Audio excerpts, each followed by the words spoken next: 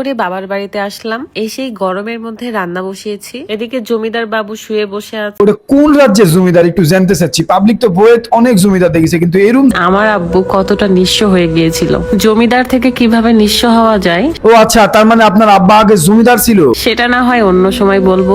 কি বলেন আব্বা, আপনার আব্বাও জমিদার, আপনার হাজবেন্ডও জমিদার, তাহলে আপনি কি জমিদার নেই? দেব। আমার জ্ঞান হওয়ার পর আমি কখনো দেখিনি আমার আব্বু কুরবানি দিয়েছে। আপা, তার মানে আপনার আব্বা নিজের টাকা দিয়ে কোনোদিনও কুরবানি দেয় নাই? ডাল ভাতের মতো শান্তি আর কোথাও নেই, যতই 5 স্টারে আসি না কেন। বাঙালি খাবার আমার ডাল ভাতের মতো শান্তি কোথাও নেই, তাও পাবলিকের সামনে 5 স্টার হোটেলে যে বিরিয়ানি খেয়ে বড় লোকি ভাত দেখাই আমি। কচি লাউ দিয়ে মাছটা রান্না করলে ভীষণ মজা লাগে।